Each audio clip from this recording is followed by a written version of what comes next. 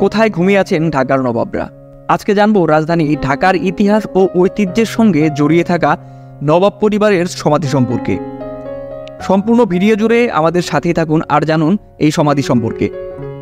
ঢাকা নগরীর অনেক সৃষ্টি, উৎকর্ষ আর গোলপত্তনের সঙ্গে মিশে আছে নবাব খাজা আব্দুল গনি, নবাব খাজা আহসানুল্লাহ ও নবাব স্যার সলিমুল্লাহর নাম। আমরা সকলেই আহসান মঞ্জিলের নাম জানি এবং গিয়েছি। অনেকেই জানেন না এই নবাবরা কোথায় শুয়ে আছেন। অনেকের ধারণা নবাবদের সমাধিক্ষেত্র আহসান মঞ্জিল বা তার আশেপাশেই হবে, কিন্তু আসলে তা নয়। নবাব ও নবাব পরিবারের সদস্যদের সমাধিক্ষেত্র পুরান ঢাকার বেগম বাজারের KM আজম লেনে প্রায় 6 কাঠা জায়গা জুড়ে এই সমাধিস্থল। এখন যে কবরস্থান নিয়ে কথা বলছি, এখানে শুয়ে আছে নবাব ও তার পরিবারবর্গ। মূলত শুক্রবার নামাজের পর খোলা থাকে এই নবাব পরিবারের কবরস্থান।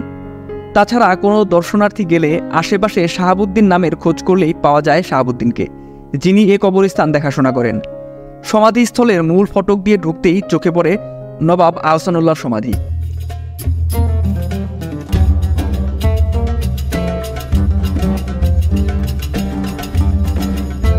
এবং কয়েকটা কবর পার হয়েই তার বাম পাশে গম্বুজাকৃতির স্থাপনার ভেতরে নবাব স্যার সলিমুল্লাহর কবর, যিনি ছিলেন ঢাকার 4র্থ নবাব। কবরটি যে বিশেষ তা তার স্থাপনা দেখলেই বোঝা যায়। চারদিকে ছাউনির ভেতর শুয়ে আছেন এ নবাব, যা দেখতে আজও দূর দূরান্ত থেকে ছুটে আসেন উৎসাহীরা।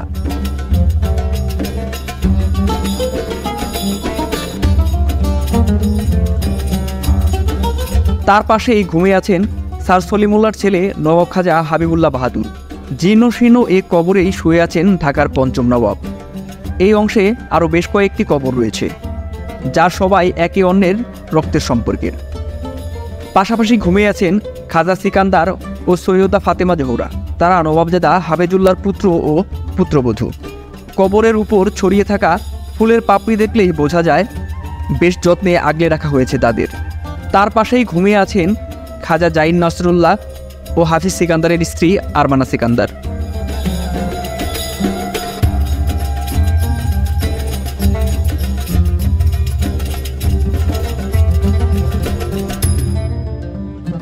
এই অংশে টিনের ছাউনির ভেতর আরও একটি কবর রয়েছে, নাম হজরত খাজা ওসমান গনি শাহ। তবে কবর রক্ষকের তথ্য অনুযায়ী এটি নাম না জানা এক বুজুর্গের মাজার।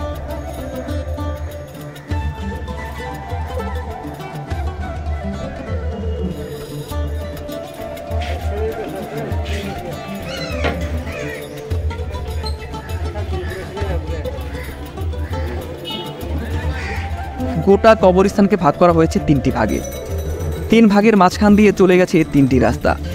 নবাব সলিমুল্লাহর কবরের রাস্তা পেরিয়েই নবাবজাদা আব্দুল গনির সমাধি। নবাবের কবরকে ঘিরে আরও কবর রয়েছে, তারাও নবাব পরিবারেরই সদস্য।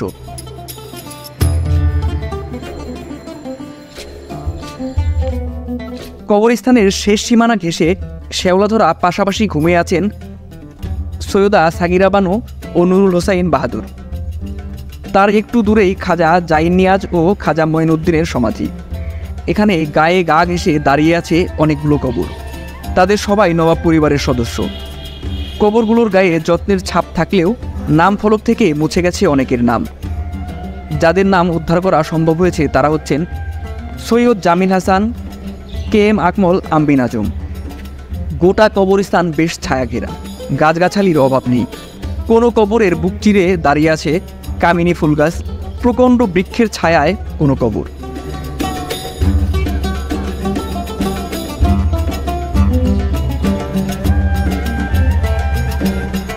কোনো সমাধির পাশে দাঁড়িয়ে শোভাবর্ধন করছে ফুল গাছ। নবাব পরিবারের সদস্যদের মাঝে কতটা মিল ছিল জানা নেই, তবে শেষ নিদ্রায় সবাই কিন্তু মিলেমিশেই পাশাপাশি শায়িত। কবরস্থানটি পরিদর্শন করতে করতে কথা হলো দেখভালের দায়িত্বে থাকা শাহাবুদ্দিনের সাথে। সাধারণ মানুষ আসে, অনেক সময় এসে বলে ভাই একটু নবাব সাহেবের কবরটা দেখবো, খেলাতেই দেখা যায়। আমরা যতটুকু জানতাম যে এখানে ঢুকতে দেওয়া হয় না, পারমিশন লাগে, এই ব্যাপারগুলো এটা তো আমাদের কমিটির লোক আছে, তারা বলে ঠিক আছে এখন যাইতে দেন। নবাবদের আত্মীয় স্বজন ও পরিবার সংশ্লিষ্টরা কবর জিয়ারত করতে আসেন বছরে কয়েকবার। নবাব ও তার পরিবারের সদস্যদের জন্য মূল সমাধিক্ষেত্র এটি।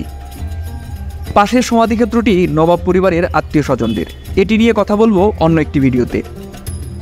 দুঃখের বিষয় হচ্ছে আশেপাশের মানুষ ছাড়া পুরান ঢাকার অনেকেই জানে না এখানেই সমাহিত আছেন ঢাকার নবাবরা, এবং এই কবরস্থান নিয়ে তেমন কোনো তথ্যচিত্রও তৈরি করা হয়নি, তাই ইউটিউব বা গুগল ঘেটেও জানা সম্ভব নয়।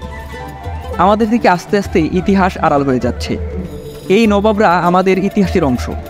তৎকালীন ঢাকার শিক্ষা ব্যবস্থা, নগর ব্যবস্থাপনা, বিদ্যুৎ, টেলিফোন, বিশুদ্ধ পানি সরবরাহ সহ বিভিন্ন জনকল্যাণমূলক কাজে যার পরনায় অবদান ছিল ঢাকার নবাব পরিবারের।